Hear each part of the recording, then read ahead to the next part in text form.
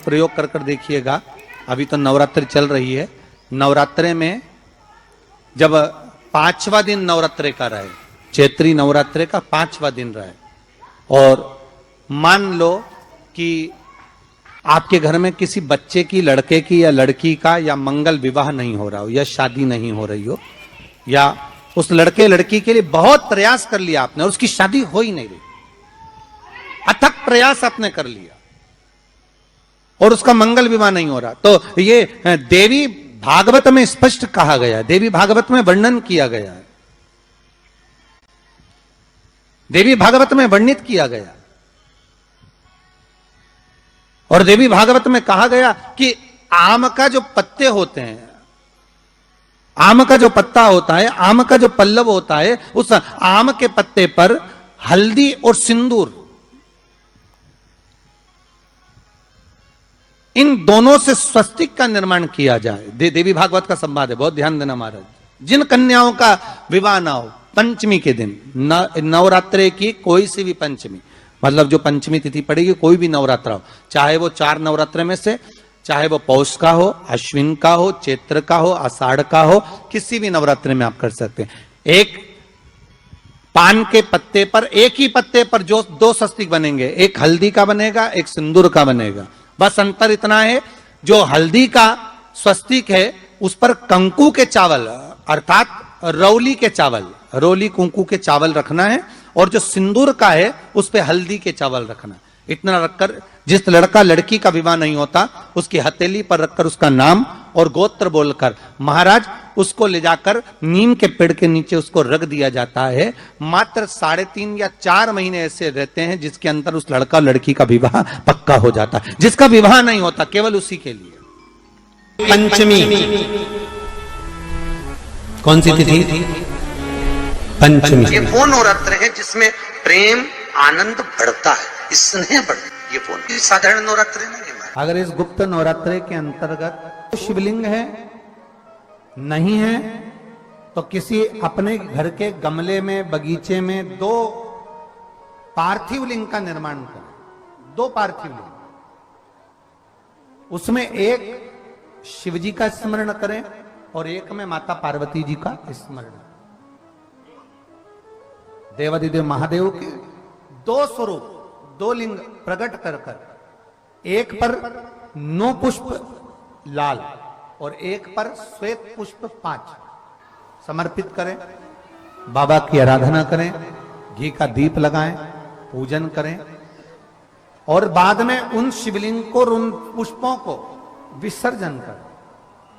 किसी भी नदी में, तालाब में, बावड़ी में, अगर वहां नहीं विसर्जन कर सकते हैं तो किसी वृक्ष के नीचे उनका विसर्जन कर दो। ये वो नवरात्र है जिसमें प्रेम आनंद बढ़ता है, स्नेह बढ़ता है। ये वो साधारण नवरात्र नहीं है।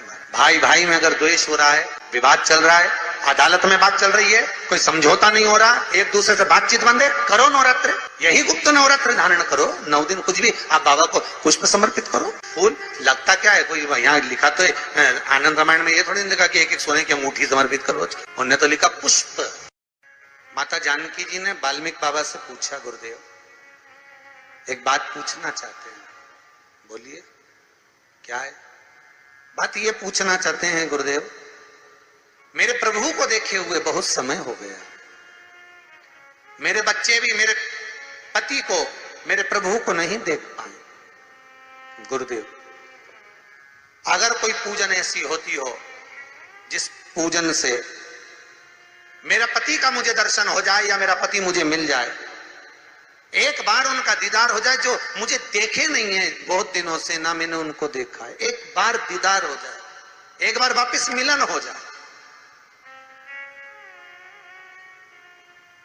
जिस व्यक्ति का कोई कार्य सिद्ध नहीं हो रहा है, कोई कार्य अटक गया है, मिलन नहीं हो रहा है, कोई अदालत तक में बात पहुंच गई है और मालूम पड़े संबंध टूटने वाला है, लग रहा है कि ये ससुराल वाले नहीं रख रहे, या लग रहा है कि ये संबंध हमारा खराब होने वाला है, उस व्यक्ति को ये व्रत 9 दिन के धारण कर लेना चाहिए, जो माता जानकी जी ने वाल्मीकि बाबा से पूछ कर करा था,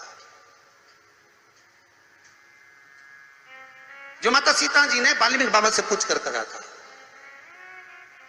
तो वाल्मीकि बाबा ने कहा, जानकी अये सीते सुनो, एक व्रत है, एक उपवास है, एक व्रत है, एक साधना है, अगर वो तुम कर लोगी 9 दिन तक तो ये पक्का है कि तुम्हारे पति के दर्शन तुम्हें हो जाएगा और तुम्हारे पुत्रों को भी तुम्हारे पति का दर्शन हो जाएगा, उनके पिता का दर्शन।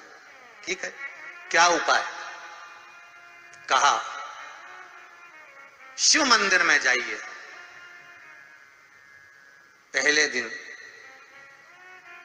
9 फूल कमल के हों, जो मिल जाए, परंतु एक जैसे फूल होना चाहिए।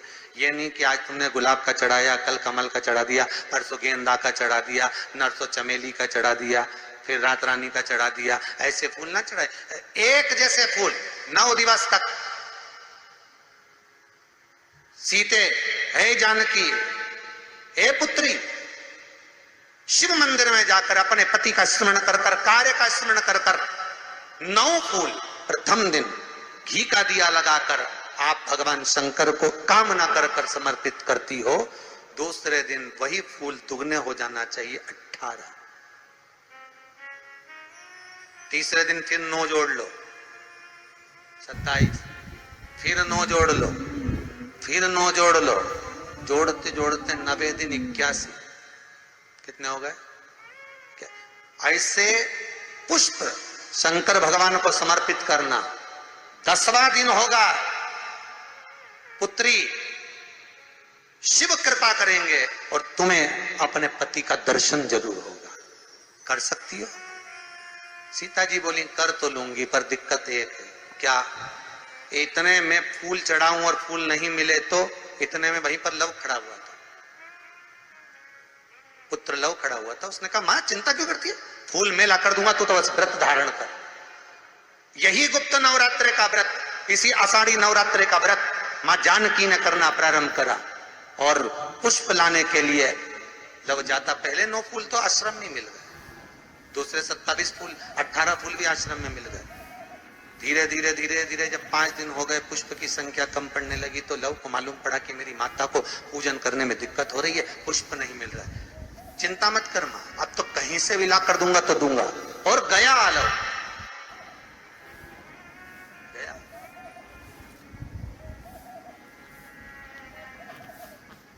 अयोध्या में पहुंच गए, जहां एक सुंदर सा सरोवर था। सरोवर के दरवाजे पर द्वारपाल खड़े हुए थे, अंदर नहीं जाने दिया। मुझे जाने दो, मुझे पुष्प चाहिए, मेरी माता पूजन कर रही। द्वारपालों ने पकड़ना चाहा, मना करा, नहीं माना। लव इनको पटक कर अंदर प्रवेश कर गया, फूल लेकर आया, माता को दिया। धीरे धीरे पुष्प आते रहे, चलता रहा। खबर पहुंच गई श्री राम जी महाराज के पास में कि कोई वाल्मीकि बाबा का शिष्य आता है और सरोवर के सारे कमल के फूल तोड़कर ले जाता है। बड़ा उद्दंड है, सैनिकों को मार देता है। सैनिक वो पड़े दूरों। राम जी को सूचना मिली, आज 9वां दिन था, माता जानकी इंतजार कर रही है पुष्प आए। इतने में चारों तरफ सेना को लगा दिया गया कि आज सरोवर का एक पुष्प नहीं जाना चाहिए। और लव का युद्ध प्रारंभ हो गया उस अयोध्या के सरोवर पर। अंत में सबको पटक कर लव 81 फूल लेकर पहुंचे और मां से कहा, मां आज आखिरी का दिन है, शिव को रिझा ले। और माता ने शंकर भगवान को फूल चढ़ाया। 10वें दिन सूचना आ गई वाल्मीकि बाबा के पास में, तुम्हारा कोई शिष्य है लव, बड़ा उद्दंडी है, या तो उसको लेकर आओ, नहीं तो हमारी सेना उसको पकड़ने के लिए आ रही है। और किस माता का पुत्र है उस माता को भी लेकर आना, और किस भाई का भाई है वो उसको भी लेकर आना। और गुरुदेव, आपने बालक को क्या सिखाया कि वो इतनी उद्दंडता कर रहा, आप भी आना, नहीं तो हम सेना लेकर पहुंचे। वाल्मीकि बाबा ने लिखकर पहुंचा दिया, चिंता मत करो, हम पूरे ही आएंगे।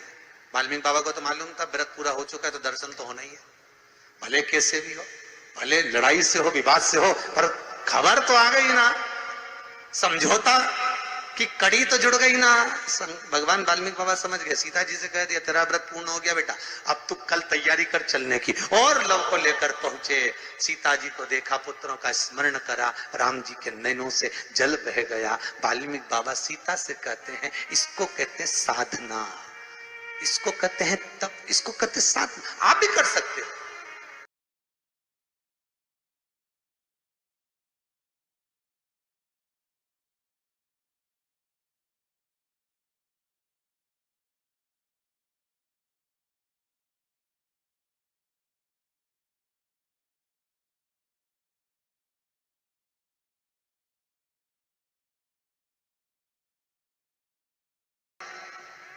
गुप्त नवरात्र चालू होंगे, गुप्त नवरात्र करो आराधना। कुछ नहीं तो एक फूल तो शंकर को चढ़ाना चालू करो, कम से कम एक पुष्प तो चढ़ाओ।